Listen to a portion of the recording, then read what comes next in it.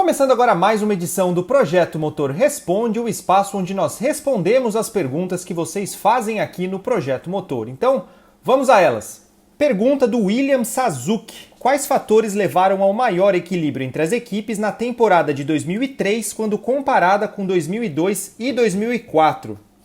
William, desculpa se eu li seu sobrenome errado, mas para a gente responder essa pergunta sobre 2003, né, a gente precisa trazer um contexto geral sobre como era a Fórmula 1 da época, né? Como você até mencionou, 2002 foi uma temporada marcada por um grande domínio da Ferrari e do Michael Schumacher, que teve até uma conclusão de temporada bastante incomum para os próprios padrões da Fórmula 1, né? O Schumacher conquistou em 2002 o pentacampeonato com uma enorme antecipação no GP da França ainda em julho.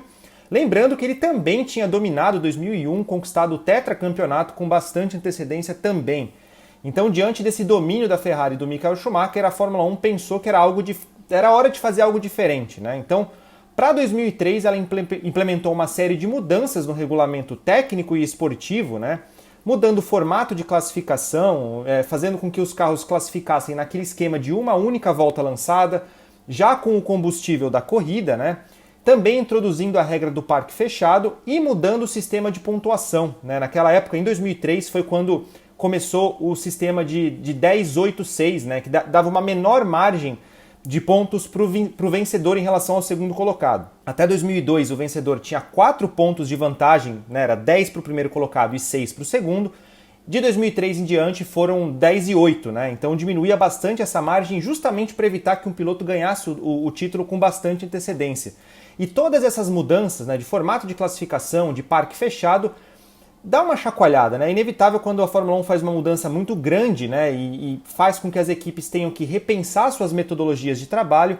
Isso, num primeiro momento, causa uma instabilidade e a Ferrari foi vítima dessa instabilidade em 2003, né? Ela demorou um pouco para fazer a temporada dela engrenar. E, em contrapartida, né, o que a gente viu foi até algumas concorrentes se fortalecendo.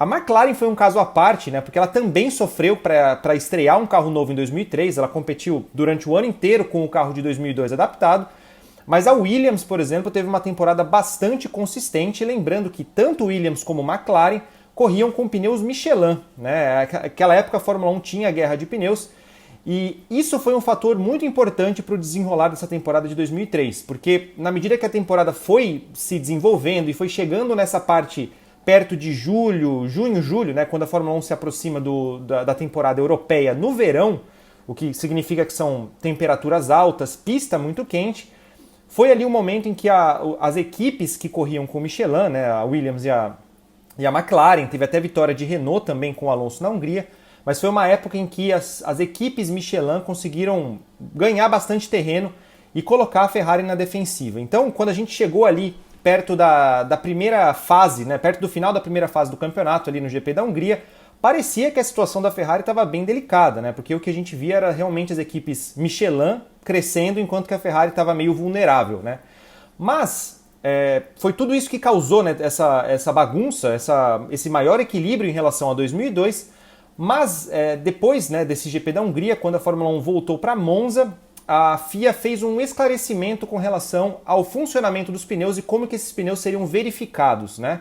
Porque até então, nessa primeira fase do campeonato, até o GP da Hungria, os pneus eles eram verificados apenas antes da corrida, né? A FIA fazia a medida dos pneus para ver se eles estavam cumprindo com o regulamento como era suposto, mas depois de Monza eles decidiram mudar isso porque a Bridgestone suspeitava que os pneus Michelin, quando em condição de corrida, eles meio que se expandiam, né? Eles ficavam com os ombros um pouco maiores, o que facilitava muito, né? Você aumentava a superfície de contato da borracha com o solo e fazia com que o pneu gerasse mais aderência, que também tivesse uma melhor gestão de temperatura.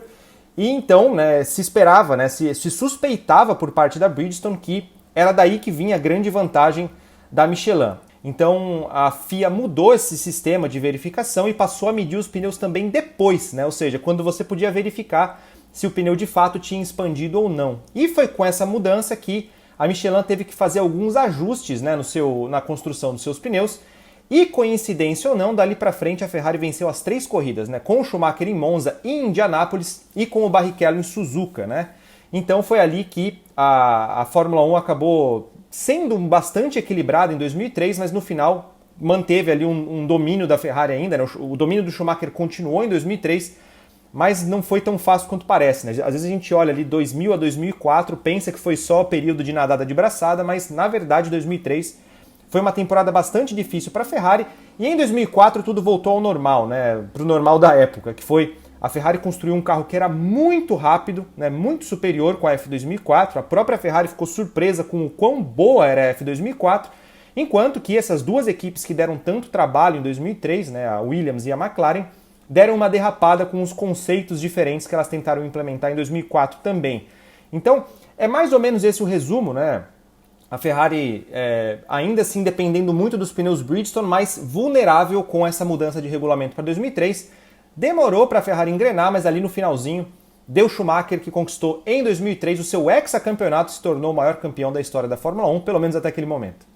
O Josiel Teixeira pergunta: algum piloto já foi desclassificado por ser lento demais na história da Fórmula 1? Já aconteceu sim, Josiel, com o canadense Al Pise no GP do Canadá de 1969, mas vale aqui uma contextualização. O Pise era um piloto de relativo sucesso no automobilismo interno canadense.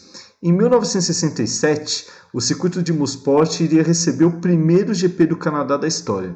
Aí a Castrol canadense queria colocar um piloto do país para disputar a prova e foi atrás do Pise. Só que as condições não eram exatamente as ideais. A empresa comprou para ele um chassi Eagle MK1 com motor Climax. O pacote tinha muitos problemas de desempenho e confiabilidade. O Pise chegou a avisar o patrocinador sobre tudo isso, mas não foi ouvido. Ele conseguiu se classificar para a corrida, mas acabou tendo um problema justamente na bateria. Curiosamente, o Pise correu até os boxes, pegou uma bateria nova, voltou onde o carro tinha parado na pista, trocou ele mesmo e voltou para a corrida. Só que ele completou a prova 43 voltas atrás do líder, então por isso não constou no resultado final. No ano seguinte, ele tentou correr de novo o GP do Canadá com o mesmo Eagle MK1, mas dessa vez ele nem conseguiu se classificar. Mesmo assim, ele não desistiu. Em 1969, o Pise voltou ao Mosport para uma terceira participação no GP do Canadá, com o mesmo Eagle. Ou seja, a essa altura, o modelo que 3 anos antes já não era competitivo estava ainda mais desatualizado. Ele conseguiu até entrar no grid dessa vez em 17º entre 20 participantes. Só que na corrida, o ritmo do Pise com o Eagle Climax dele era terrível, ele tomou várias voltas. E na volta 32 aconteceu um acidente que acabou com a carreira dele de vez na Fórmula 1. O Jack Stewart era a grande estrela da categoria naquela temporada e ele até ia conquistar o título ao final do ano.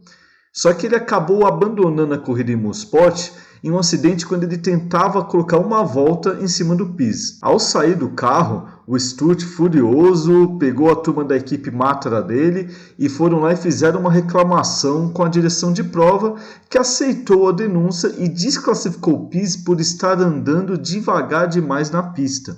A bandeira preta veio na volta 46 da corrida, quando ele já estava 24 voltas atrás dos líderes. Isso nunca mais se repetiu na história da Fórmula 1. A humilhação foi tanta que o canadense de 47 anos nunca mais tentou sequer retornar ao paddock de Fórmula 1. Uma despedida vexatória.